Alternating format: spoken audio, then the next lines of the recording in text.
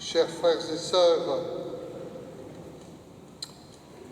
dans l'évangile que nous venons d'entendre, vous avez peut-être remarqué que Jésus emploie le terme de demeurer plusieurs fois, 8 fois exactement.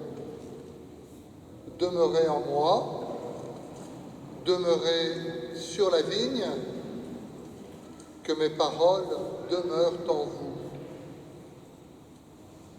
Ce verbe demeurer évoque la stabilité, habiter quelque part, quelque chose qui est enraciné, quelque chose qui est fondé. Demeurer, un mot qui exprime un lien fort à quelque chose ou à quelqu'un. Jésus prononce ces paroles lors de ses derniers adieux à ses disciples. Il va les quitter. Dans quelques heures, il va vivre sa passion et les disciples seront dispersés. Avant tous ces événements tragiques, Jésus cherche à donner à ses disciples l'essentiel. Comment, après la dispersion, après la croix, comment après la résurrection où les disciples ont tant de mal à croire, après la Pentecôte où les disciples vont se disperser dans le monde entier pour annoncer la bonne nouvelle, après les persécutions, après les temps difficiles, et nous aussi aujourd'hui parfois nous trouvons que la vie de notre société, la vie dans l'Église, la vie dans notre monde, surtout en ces temps de pandémie, sont difficiles. Qu'est-ce qui demeure stable? Qu'est-ce qui demeure important pour les disciples de Jésus? Sur quoi peuvent-ils vraiment s'appuyer?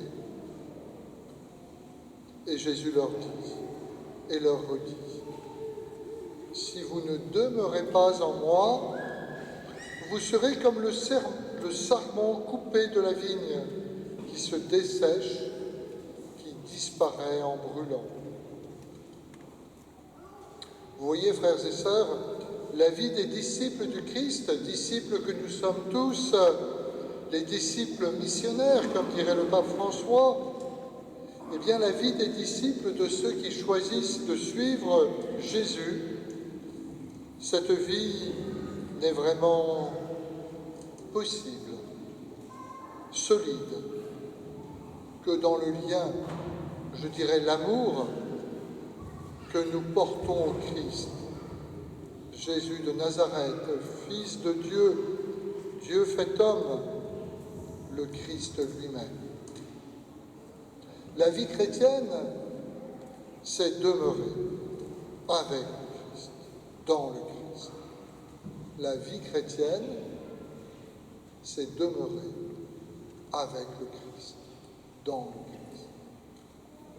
Gardons cela toujours dans nos cœurs et dans nos esprits. Bien sûr, la vie chrétienne, allez-vous peut-être me dire, c'est bien des choses. Une manière d'agir, une manière d'être, une relation aux autres, une manière de nous engager dans l'Église, dans le monde, de mille et une manières que, comme nous l'avons entendu dans la deuxième lecture, ce ne soit pas que des mots, des paroles, mais des actes. Cela est vrai. Et la vie chrétienne se déploie dans tous les aspects de notre existence. Mais n'oublions jamais que c'est dans notre relation forte au Christ que nous pouvons vraiment vivre la vie chrétienne et nous dire chrétiens jour après jour. Donc devenir chrétien, c'est chercher jour après jour à demeurer dans le Christ. Ou je dirais même mieux, c'est laisser l'Esprit Saint travailler nos cœurs et nos esprits pour que nous laissions le Christ prendre toute sa place dans nos vies. Comment demeurer en Christ? Jésus, dans l'Évangile, nous donne une indication toute simple. Si vous demeurez en moi et que mes paroles demeurent en vous, demandez tout ce que vous voulez et cela se réalisera pour vous. Laissez les paroles du Christ demeurer en nous. Laissez les paroles du Christ nous guider, nous ouvrir l'intelligence, nous aider à discerner dans notre vie. Impossible, vous le savez bien, de connaître quelqu'un, de suivre quelqu'un, si nous ne l'écoutons pas. On voit que bien des relations dans les familles, dans les couples, dans les amis, ne marchent pas parce qu'on ne s'écoute pas, parce qu'on n'est pas capable d'écouter les paroles de l'autre. Il en est de même avec le Christ. Si mes paroles ne demeurent pas en vous, alors vous ne pourrez pas me suivre, dit Jésus. Oui, frères et sœurs, pour demeurer dans le Christ, en Christ, il nous faut sans cesse nous mettre à l'écoute des paroles de Jésus. En lisant l'Évangile, en méditant la Bible. Vous savez que dans toute la vie sacramentelle, et comme au cours de cette messe ce matin, la parole de Dieu tient une place essentielle.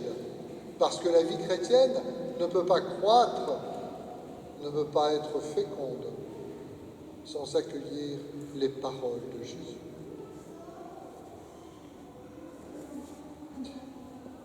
Si vous demeurez en moi et que mes paroles demeurent en vous, alors vous porterez beaucoup de fruits. Alors votre vie sera féconde. Eh bien, demandons au Christ de demeurer en lui, à l'écoute de sa parole, pour faire de notre existence une vie riche et féconde. Ce qui ne veut pas dire une vie facile, ce qui ne veut pas dire une vie sans difficulté, ce qui ne veut pas dire une vie sans conversion. Jésus ajoute « Tout sarment qui porte du fruit, le vigneron, mon Père, le purifie et le taille pour qu'il en porte davantage. » La fécondité de la vie chrétienne, c'est laisser notre vie modestement et dans la mesure du possible se configurer à celle du Christ, très simplement dans la vie quotidienne. Peut-être arriverons-nous à vivre ou à tendre vers les paroles de saint Paul. Ce n'est plus moi qui vis, c'est le Christ qui vit en moi. Eh bien voilà, chers frères et sœurs, nous sommes en route de Pâques à la Pentecôte. Demandons donc au Christ de nous envoyer l'Esprit Saint pour que nous demeurions en lui et que nous fassions la volonté de son Père en portant beaucoup de fruits. Amen.